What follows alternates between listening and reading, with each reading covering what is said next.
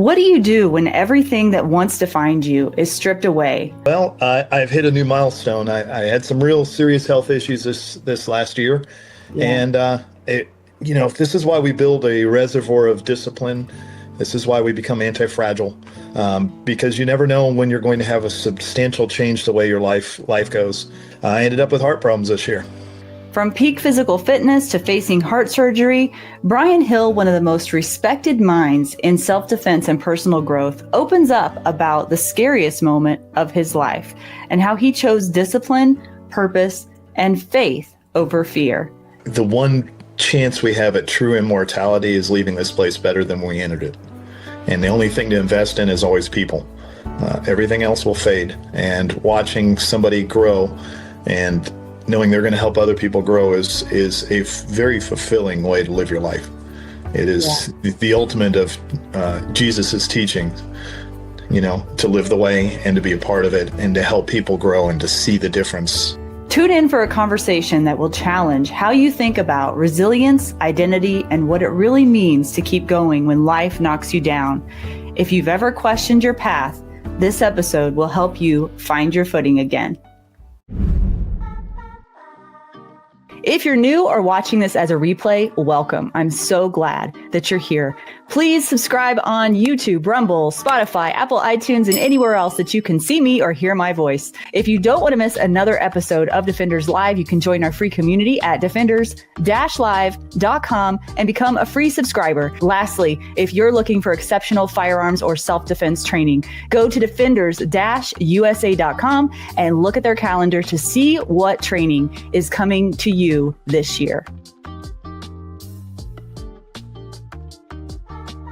Good evening, everyone. Welcome to Defenders Live. I am your host, Lora Thorson, and tonight I have the great Brian Hill on my show. And I say the great Brian Hill because he is one of my favorite people on the planet. He's helped me so much through my journey, not only in firearms, but it has overlapped into other areas of my life, my fitness journey, and just mental health journey, really. And so he's been one of the people that has impacted my life the most. And so I just invited him back on the show just for another conversation. Who knows where it'll go? But I do want to invite you, if you have not seen the interview that I did quite some time ago, probably 2024, with Brian Hill. The thumbnail is called The Brian Hill Story. I would encourage you to go back and look at that video. It's one of the most impactful interviews that I've ever done, and really honestly changed my life to listen to Brian Hill's story. He's an incredible person of strength and character and someone that we can all learn from. So let's bring the great Brian Hill onto the show. Hey, Brian. I feel like a magician now that I'm the great Brian Hill. The great Brian Hill. I've like added that. Are you good? Are you good with being called the great Brian Hill? I'll try to live up to it today. Yeah. So I kind of wanted to start with some of the things that have been going on in your life. I know that no matter what you've gone through in your past, as I referred to in the Brian Hill Story interview that I did, there's nothing that you've gone through that you have not learned from and grown from. Where are you at on your journey now? Well, I've hit a new milestone. I had some real serious health issues this last year. And, this is why we build a reservoir of discipline. This is why we become anti-fragile, because you never know when you're going to have a substantial change the way your life goes. Mm-hmm. And despite being a super healthy athlete who has low blood pressure and a low resting heart rate, and no plaque in my heart and low cholesterol, I ended up with heart problems this year. That's incredible. And you said something about, you started to say the word super something, and I thought you were going to say, in spite of me being superhuman or a superhero, but you didn't say that. Yeah. Super healthy. Super healthy. Yeah, that's what you said. Yeah. So not a superhero, but in some people's minds you are. And and you're someone that I have always looked up to for a variety of reasons. I'm just wondering, what kind of a journey has it been for you and Shelley? Like, what kind of side streets, if you will, have you gone down that you didn't quite expect? Or did it bring up some things that maybe that you hadn't quite dealt with, that you didn't see coming? Or did you just take it all in stride right from the get-go? We often take for granted our health, and we say it's the most important thing. And when it goes away, it really radically changes your life. And I was in Utah working out, and it was at altitude, and I had a pretty serious arrhythmia happen, which I've had my whole life. I've been able to manage by doing a vagal maneuver, which is holding your breath and bearing down. But this one was different, and for the first time, I knew something was seriously wrong, that something wasn't healthy, and I went out and bought a watch that would track my movements because I spend most of my time by myself on the road. And I called my wife and I said, "Hey, listen, I've bought a watch, and if something happens to me, it's going to alert you." So it was a very difficult conversation. I jokingly refer to it as my death watch now, because I just realized how little everybody knows where I'm at most of the time as I travel.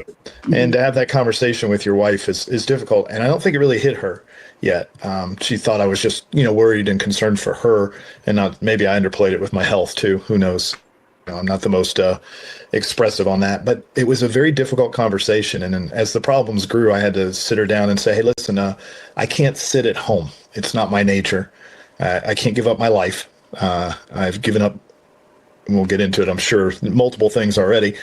But I said, if something happens to me while I'm traveling and training, are you okay with that? And that's a tough thing to have. That's a difficult thing to say, that I love what I'm doing and I'm willing to take a risk, but are you willing for me to take the risk? And she has such unconditional love for me. She goes, "I understand. You would be a shadow of yourself if you stayed home, and just you need the challenge. You need to live."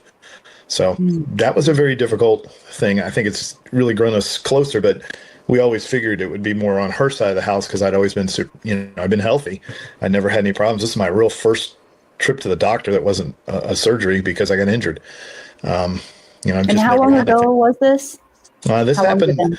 It happened in August, where I had the first big problem with my heart, and then in December they put me on a heart monitor.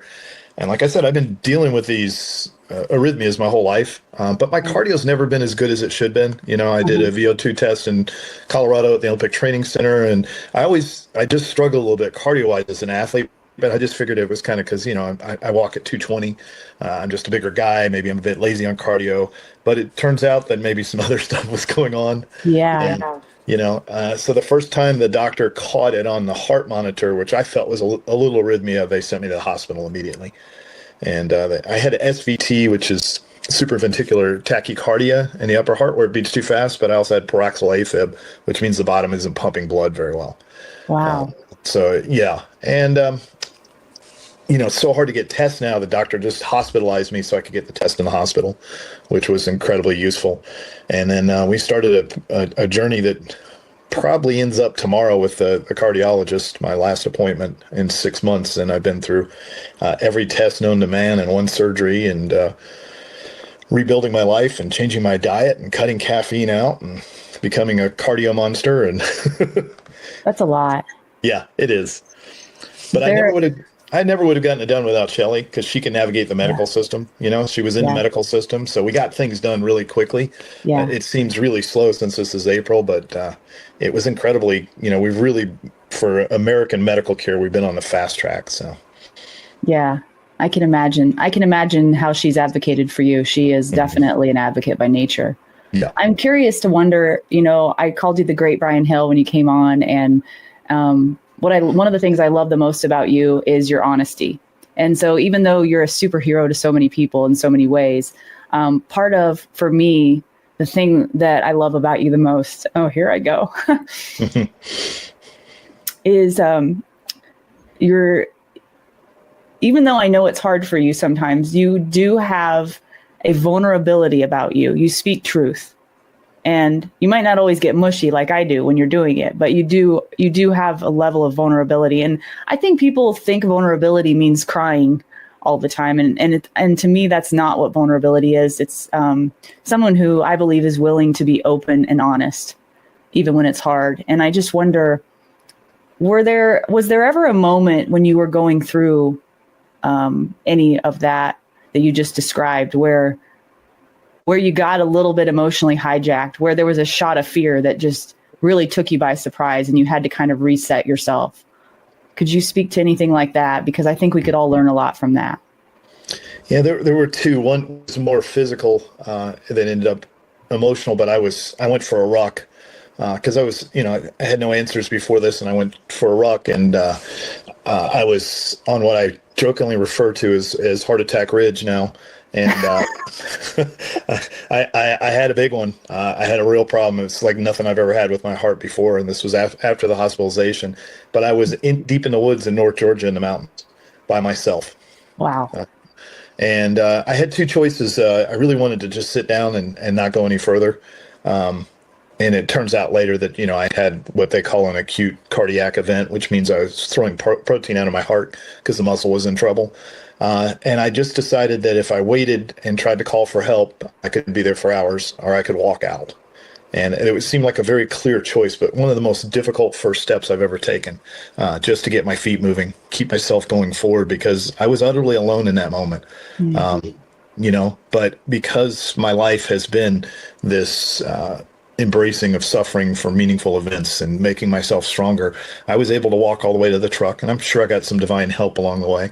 And I drove home, and then I was back to the hospital again, where we had multiple tests, and that was really a difficult moment physically. I don't think if I hadn't built this reservoir of training, I always expected the fight to be something different, but the real fight was don't die in the woods by yourself. Wow. Drag yourself out of here, keep going. And it came down to nothing more than just put one foot in front of the other, and that's the hardest thing to do sometimes, is just keep going. The other one was, there's been some, to know that I have an ascending aneurysm in my heart. So trauma, genetics, we don't know what it is, but the primary vessel leading from the heart is much bigger than it should be. And it's at 4.6 now. If it gets to 5 centimeters, it's probably open heart surgery for me. And we don't know why it happened, but it's like having a time bomb in your chest. So all the things I love, like fighting and jiu-jitsu and hitting the bag and lifting heavy weights, are off the table right now because I'm not supposed to strain. And some of the doctors told me I'm not supposed to lift more than 30 pounds, which is nigh impossible. You know how much bales of hay wearing. You can't even lift the grocery bags. And in traveling, my luggage is often 180 pounds. Wow. So it is what it is in that moment. And I kind of had to really face the depression monster because everything I viewed myself as being was taken away from me, and it could cost me my life. And if there was a dissection of the aneurysm, there's nothing anybody can do. And then the hard part for me too is, when I'm hosting, I'm often not near medical facilities that could do this. So, there's a risk involved in all this. It's better now because we've had it monitored for 6 months and it's been stable, but we just didn't know what was going on. And to have everything I loved taken away from me that I spent since I was 13 building, that was incredibly difficult. And I could feel the depression in the back of my head, that dark monster that claws at you. And I just had to make some new decisions. I had to redefine who I was going to be after that. I had to embrace the life that was still left to me and the purpose that I could have. And it didn't have to be what I had always done, but it could be something new. Wow. It takes decades for some people to arrive at that conclusion, Brian, and you arrived at that conclusion in months. Yeah. I don't know if we really have a choice, though. It's the procrastination that kills for all of us, and it doesn't take us decades to change our mind. It takes us decades to decide to change ourselves. As we talked about your workout, it was the getting started. It's not actually the doing of it. So the redefinition was just an embracing of a new thing, and I decided to be the model patient in that moment. My diet's pretty clean already, but now I'm super clean in my diet. I dropped 15 pounds, no more caffeine of any sort, type. Everything's without caffeine. I went and got a sleep apnea test, got on a CPAP machine, been 100% compliant. And then I've just really tried to take care of myself differently because, there's still a lot of life left. It's not the life that I had preferred, but this has happened to me multiple times now. And this is probably a residual of my COVID bout, almost killing me. We're seeing a lot of athletes that have this problem later in life after experiencing COVID. So can't be mad about it. It is what it is. But was there a time where you were mad though, Brian? I have a lot of anger sometimes. I wasn't as angry as I was. It was a devastating loss of a comforting friend.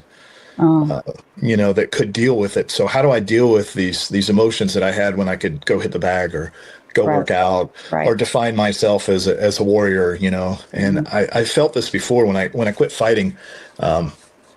in my 30s, in my last weight cut, my wife watched me do it and she said, "You're killing yourself. You look horrible and I'm not helping you anymore," which was a wake up call. Mm-hmm. And I had to give that up. And I love that basically more than anything. And then I had to give up submission grappling, and then I gave up my gym. Mm-hmm. And it seems that, sometimes you have to sacrifice to gain.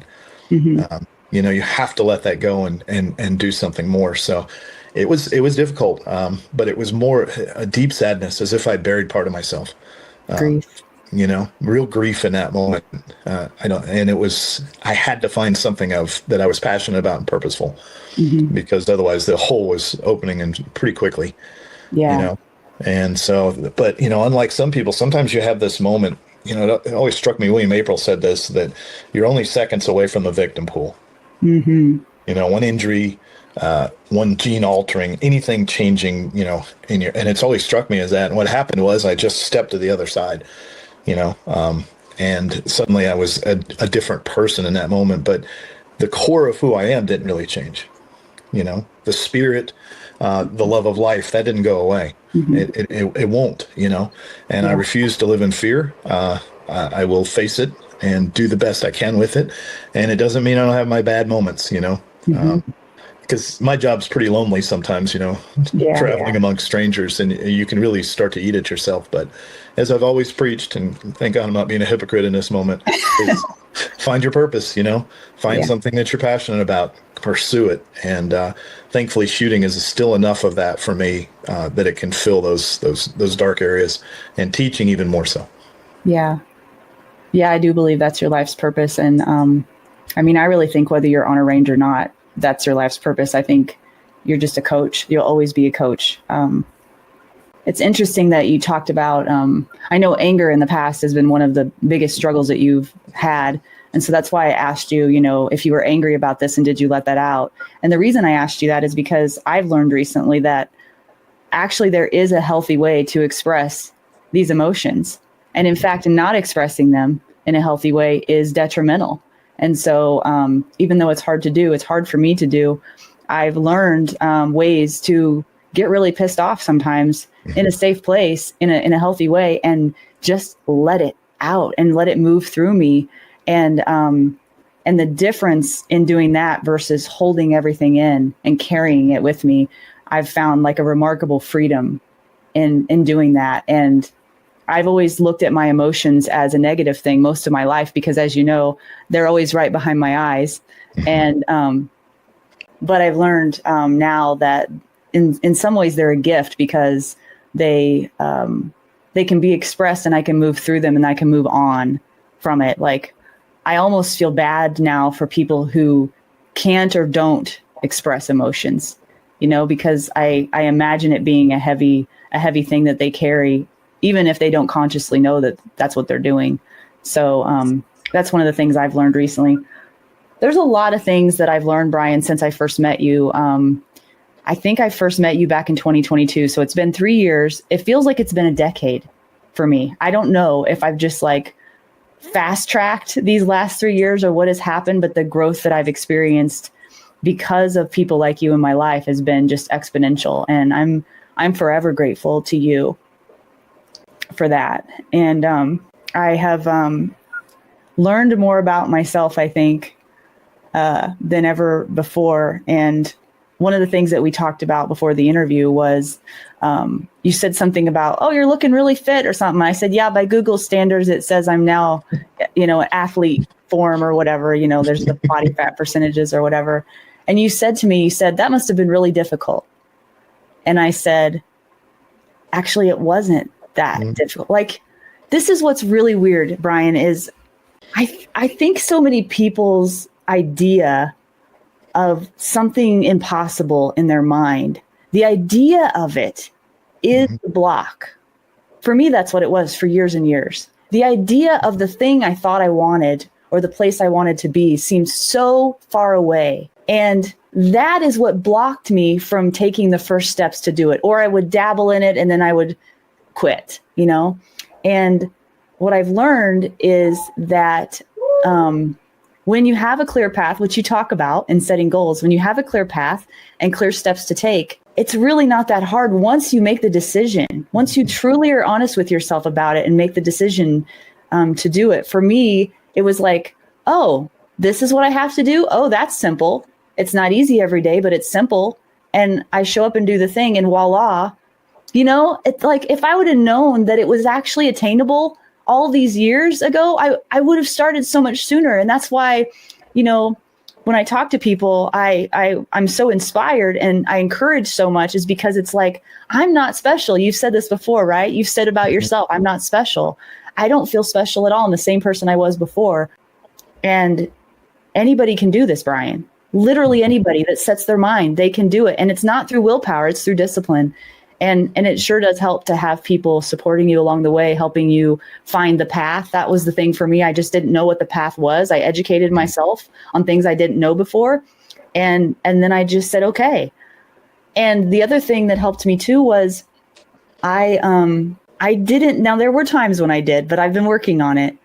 I didn't, when I got something wrong or I failed, I stopped looking at it as a, beat down moment, as much as a learning step to the next thing, right? And it's so crazy to me because I've heard so many people talk about all these things, including you, for years. And they just seemed like ideas that went in one ear and out the other for so long, right? And I don't know what changed, but now I've actually applied those things and oh my gosh, they work. What a concept, right? And I'm just grateful. So thank you for everything that you've taught me. You're welcome. It's my pleasure.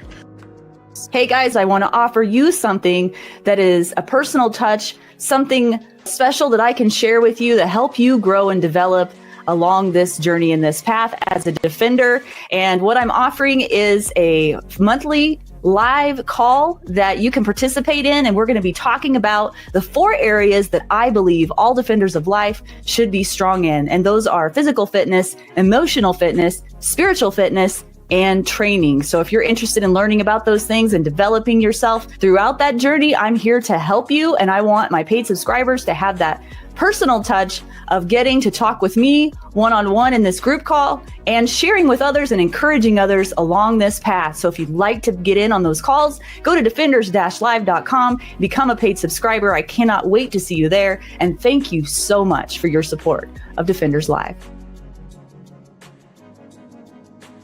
The one chance we have at true immortality is leaving this place better than we entered it. And the only thing to invest in is always people. Everything else will fade. And watching somebody grow and knowing they're going to help other people grow is a very fulfilling way to live your life. It is the ultimate of Jesus's teachings, to live the way and to be a part of it and to help people grow and to see the difference, to be the truthful teacher. Not the one that makes you feel good, but the one that wakes you up, and it's uncomfortable. And I watch so many people create prisons, these prisons of their own suffering, and basically they're miserable all day long and they only have a couple of bad habits they look forward to that give them relief, Been there. But the other side of it is you can open that door and you can choose the way that you live, choose the moments and how you live. And then everything gets much easier. And but it's so scary to open those doors, and fear is the true enemy of it. I'll say this too. Most of us have been taught failure aversion. We avoid failure at all costs, but I was just listening to Huberman and he was talking about the neuroplasticity of the brain, and only real learning can happen when there's actual errors. Like the different part of your brain activates, you make an error. So then you create real neuroplasticity so the brain can change its patterns. Most of the ways that we were taught to learn to grow were incorrect. Mistake, be self-reliant.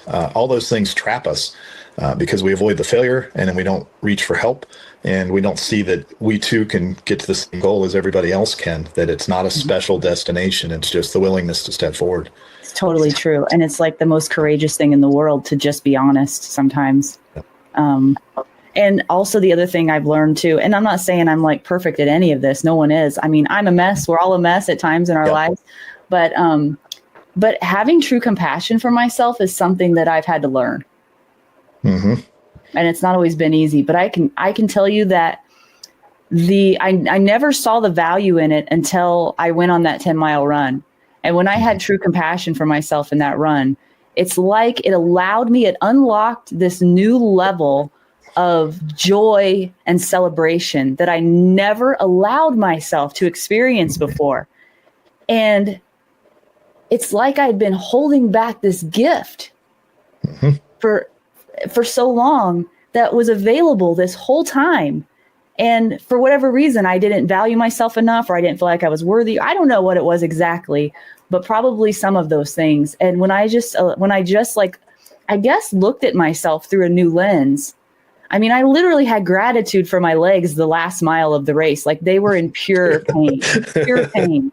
Yep. You know, and instead of being like, toughen up, you know, all that kind of thing, I was just like, thank you, God. Thank you, God, for allowing my legs to even like be working right now. This is miraculous. I have never run this far in my entire life. It is, 3 times longer than I've ever run. Like, I didn't know, Brian, that I was capable of that. I didn't know I was capable of that. And I still wouldn't know that if I hadn't taken the chance to just be curious and wonder. And someone asked me on my group, like, did you prep for that run? No, I didn't plan on doing that run. It wasn't even on my radar until the day I did it. And I said the only way I got through that run were 2 things: curiosity and grit.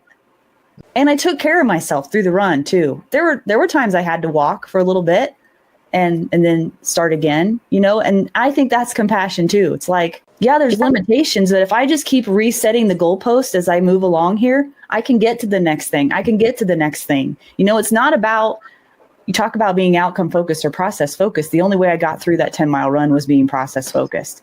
It was just being where I am right now, meeting me where I'm at. What's the next goal?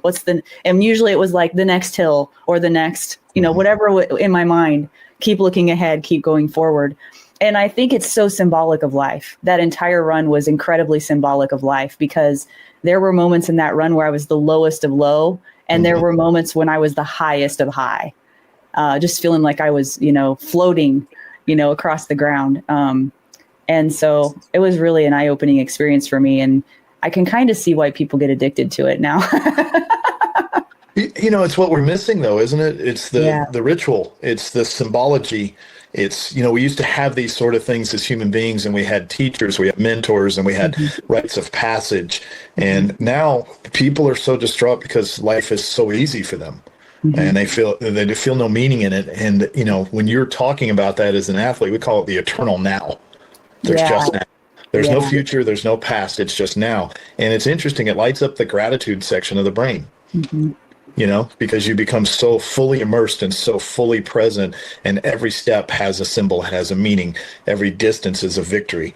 Every pursuit of it. And that's whether I'm teaching shooting or anything else, that's the nature of it, that we need this passage for us, because, we think in symbols. We love the symbology. And if whatever your religious persuasion, if you look at the Bible, it's full of passages of the symbols and the rituals, from Jesus sitting on a mountain for 40 days by himself. These are rites of passage of suffering that give meaning to what we do. And without the crazy thing is, without the suffering, there's no joy. You can't feel it because you don't know what it is anymore, and it's just a beautiful experience to hear you paint that. And it's just the willingness to take the next step. Yeah, and for me, I think it's a living life with more richness. So the joy I can experience more genuinely, and the pain I can know that is temporary and move through, instead of like, after the physical pain is over, like holding on to it and carrying it with me in life. Like, I can leave it where it is now. Yes. Yeah, and that is a really big deal. I've not always been able to do that, so. It's just really crazy. This has been, like I said, 3 years in the making. It's not like this run by itself. It was almost like this run was symbolic of the last 3 years in a lot of ways. Yeah. Well, there's the rule of 3 again.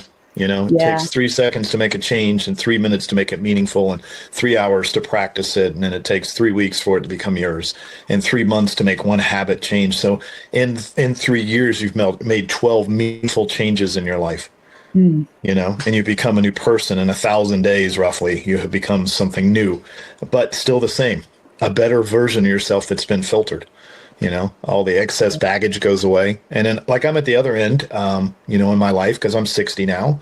And most of the things that, fighting was the great joy. People will never understand this, but there's a deep connection between fighting somebody where you're connected forever. And it's that dance of suffering together and seeing whose will is going to prevail in that moment. And there's a deep, respectful thing. And, I miss that. So I fight other things now, that are me. I try to fight people's battles for them. I try to create a positive advocacy where they can learn from the failure, that the failure really is, the obstacle is the way. We'll just mix all my metaphors with the Stoics, but the obstacle is the way. Whatever's standing in your way is the thing you have to overcome. And Morgan Freeman said it best, be careful what you pray for, because you're going to get a chance to exercise it. You don't pray for strength. What happens is you get the trial of strength. And then you're either found wanting and you have to do it again, or you succeed and the next trial gets bigger. Yeah, it's really interesting. I think I've reframed a lot of interactions in my life now. I just realized this as opportunities. So interactions that I have with people that are difficult interactions for me to have, that in the past I would have kind of avoided, are not that I get excited about it, but I see it differently now as an opportunity to utilize skills I've learned and to grow in that moment. And not always does it work. Sometimes I get emotionally hijacked and I get sucked back into old patterns, but I usually recognize that pretty quickly and I can course correct now. Whereas before I just had no understanding of what was really going on. And so that's been a huge growth curve for me as well. And again, I'm not always great at it. I wanted to circle back on something too, which is, I think that one of the things I admire about you as well is that you are always excited about learning new things. And I'm just curious if are there any new things you've learned about yourself recently through some of your struggles? And from a firearms trainer perspective, are there any new concepts or ideas you're excited about that you're looking at differently? So the one exercise that was left available to me is zone 2 cardio. I can do as much of that as I want. And the suggestion is do 150, 180 minutes a week. Yeah. And as a big guy, it's always been difficult. And then, I have a reconstructed ankle, so running's kind of out of it, but I've been able to rebuild that. And my relationship with cardio has changed tremendously, where I look forward to it. I relish it. And the hour I spend doing it, or 30 minutes, is something. And I found a new endurance phase of my being, that I didn't have before. I had it when I was a younger fighter, but we had to run. It was something we did and we didn't like, but now it's actually the exercise. And I found myself spending more time, Adam just hosted me, and I took walks in the desert, around his house, and got to see all these, there were beautiful percherons all over this ranch out there. Really? And they were super curious about me because, it was feeding time. So they thought maybe the new dude had some hay with him. But, it's very different that, I'm embracing this new exercise. Like, I can still lift and do things like that, but the cardio is exceptionally important to me because I wanted to stay off beta blockers and statins and all that. So I'm not being medicated for anything now because I'm doing the right thing. So that's good. That was great. As an instructor, I've been thinking a lot about why rules don't work, and how to help people form better habits, because we have so many safety briefs we give are so ineffectual. Because I thought about with cars, like cars are super safe now in comparison. We have better tires, we have better brakes, we have management systems, we have airbags. And so fatalities have gone down, but accidents have gone up because apparently if you tell people they're safe, then they decide to drive recklessly. And we're maliciously creative as human beings. And I've been through enough safety briefs in my life where I could go without another one. And, but people think they're safe. So what I came up with is an idea of what are the living exemplifications of the safety rules. And, you and I have talked about this before, and now I've got it down to a path. I'm teaching a Zoom class online to do it, and then I'm opening every class with it. And it's been really useful to watch because now I can get people, when something goes on, I'm guilty of Rule 1 violations frequently, knowing the condition of my weapon because I shoot at a high speed. So, 3 or 4 bill drills in, I'm going to go empty. And it drives me nuts. My gun comes out and I get a click instead of a bang, and I've got a dead man's gun, the whole thing. And I was like, why don't I do a better job with that? Well, I've made it a priority to teach that in my class. That's good. And hold myself accountable. And when somebody has a problem, I say, hey, that's a Rule 1 violation. Tell me what that means. And they're like, yeah, I didn't really keep the gun loaded in check. So now I know I'm going to do it. And I'm trying to put action with rule now. And give people a chance to practice the right actions instead of it. But the fight for an instructor is always, we feel like we have to start at the very beginning and move forward. We have to give the safety brief and they can't handle guns. So, there's a bit of risky behavior that we have to, at some point we're going to risk them doing something. How can I get them more ready for all the things I'm going to ask them to do? And it's kind of changed my mind about the way I approach everything. The structure's good, but if it doesn't serve us anymore, don't we have to do something different? Totally. I really have to say, I really enjoyed the class. So, Brian had a Zoom call, I don't know, a couple months ago, I think, and I think it was called Bringing the Firearm Safety Rules to Life or something like that. And you can go to thecompletecombatant.com and you can look up his next one. I think it'll be in the fall, if I'm not mistaken. But that class was worth more than what I paid for it, for sure. I did not expect it to be so interactive. It was incredibly interactive. And of course, we established safety right out of the get-go. All the guns were dry. Shelley was really good at making sure that everyone had a flag, so we all knew all the guns were empty and everything. But it was a lot of fun, and it was really cool to see everyone participating. It was very encouraging. The vibe was really good because I was like thinking, how much can you do virtually over a Zoom call? You know what I mean? But man, I was surprised. I was surprised pleasantly. So I would encourage anyone, really doesn't matter where you're at on your path in the firearms journey. This would be a valuable class. And especially if you're an instructor, you'll learn a lot from Brian, and you'll learn about just observing him and the way he teaches. You'll be able to learn a lot as well. So really valuable class. I would encourage anyone to attend for sure. It was interesting for me too, because I'm such a face-to-face person. It was very difficult teaching that way for me. And then I made the mistake and I did it on my iPad. So everybody was this big. I couldn't see people. So we had extra instructors. And that was it. But it was once again, something that I was avoiding. I want to teach in person, and but this is an easier way to reach people, and it was good for my growth as an instructor. And then now every class starts off like we started off, and I know I'm just teaching another dry practice session for people, but I'm teaching them a meaningful dry practice session, which led to a new thing. Now I've got 4 ways to dry practice that I teach in class, and then I've created a new catalog because people want more guns classes. So I have an integrated arms class and I have a defensive pistol class, and so you never know where your change is going to lead you. And I think that's the fear, where am I going? I don't know exactly, if I do the same thing wrong every time, at least I can be comfortable about it. At least it's familiar. It's super familiar. So this is, I'm not through this yet. I don't have any good answers. I still have a couple of health things going on, but I'm doing pretty well. I've been on the road. So, but it's definitely changed me. And I always was, I believe in memento mori, death comes for us all. And, but now I really feel the timer, and there's just no time to waste. There never has been, and now there's even less. And I think I'm more present when I teach now. I can feel it. Like I never look at anybody and think, well, I get to see him again. Right. This is it. These moments that we share together are what we get. And I'm grateful enough that it was a small enough thing where I can continue to teach and travel. But now I know it may not be forever, Yeah. And people say that all the time, that we only have today. We don't know if we have tomorrow, but do we really live our lives in that way? Yeah.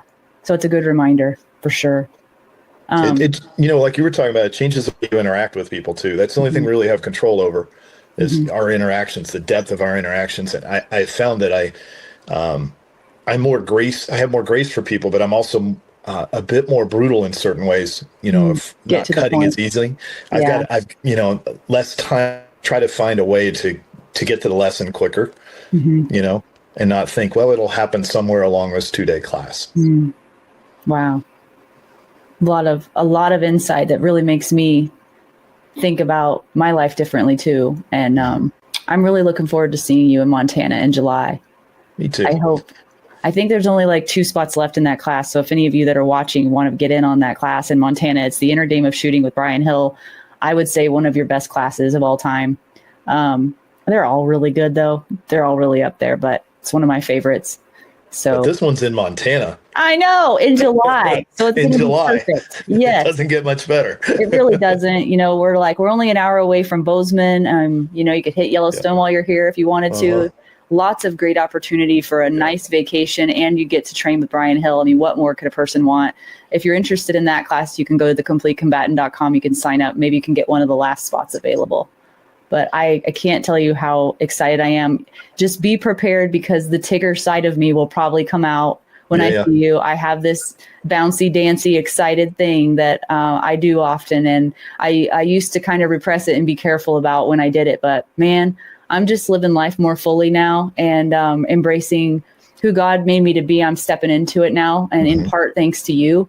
And I'm so grateful, so grateful. So appreciate your time with me today, Brian. Well, this is the joy of fellowship, though, isn't it? Yeah. This is, having great friends, even though this is such a unique world that we live in.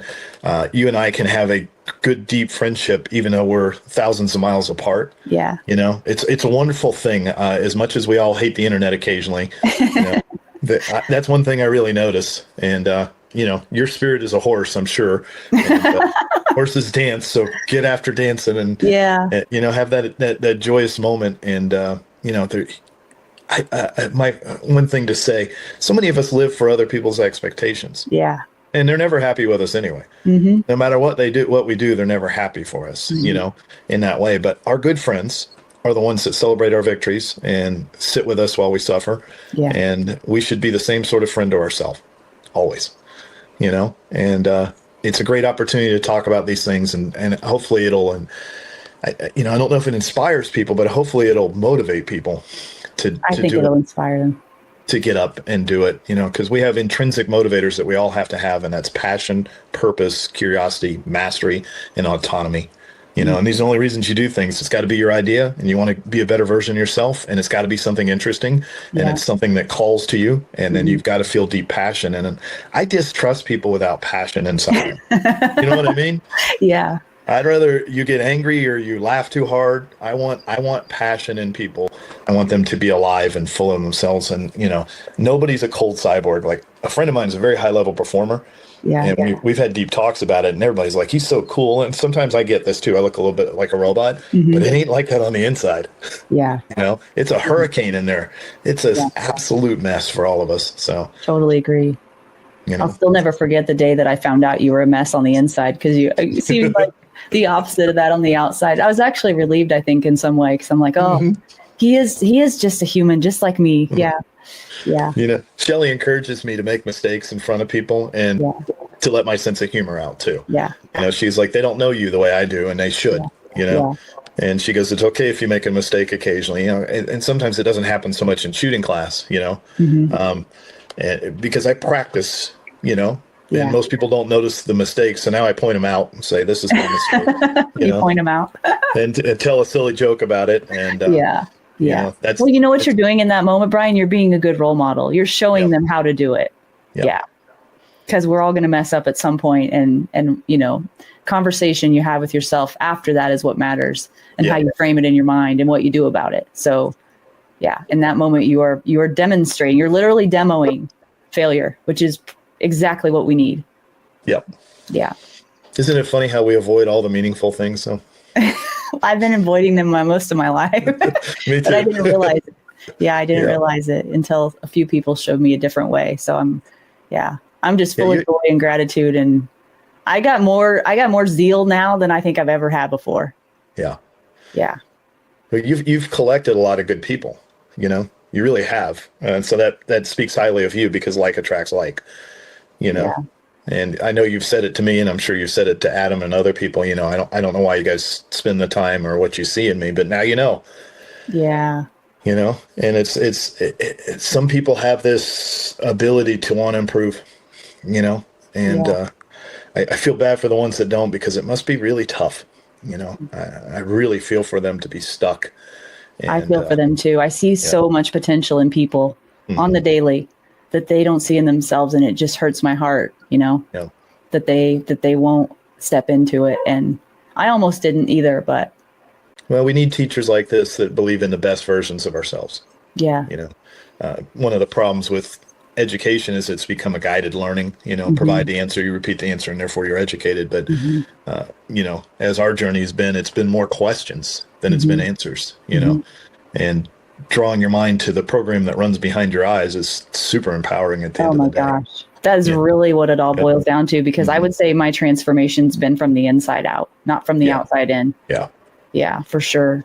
And you know what else I've learned that I think a lot of people still haven't learned yet, or maybe they just don't want to admit the truth of it, is that there is no silver bullet to anything. No. There's no silver bullet, but it is a simple path generally to get, a lot of times, to get where you want it. I've found it to be a lot more simple than what I imagined it to be, and I was making it complicated. When really it was just very simple, and do the thing and show up every day and do the thing. That was really it. Just run the play, run the play. And the results just come out of that daily effort. And it's not even 110% effort every day. It's just consistent. No. I think that's another fallacy that people think. Yeah. There's no such thing as 110% effort. No, it needs to be more. And really what it needs from us is about 80% most of the time. And some days it's 60 and some days it's 90. But mostly it's about showing up and doing just enough. And listen, I speak to your audience with the utmost humility. I in no way am I perfect at any of this. But the one thing that I've got in spades to do my job is that I'm going to learn from whatever I'm doing. And when I make mistakes, I'll be honest about it. And I say this in class. Future Brian's rather ashamed of anything I'm saying right now. He has to be, because he's learned some lessons from what this. And I'm definitely ashamed of some of the things past Brian's done. Yeah. But I will offer this to everybody. If you think it's time for change, don't wait. It's not going to happen in the future. It's going to happen in that moment where you say, and now is the time I begin. Totally right. Yeah. Yep. Hey, that was a good one.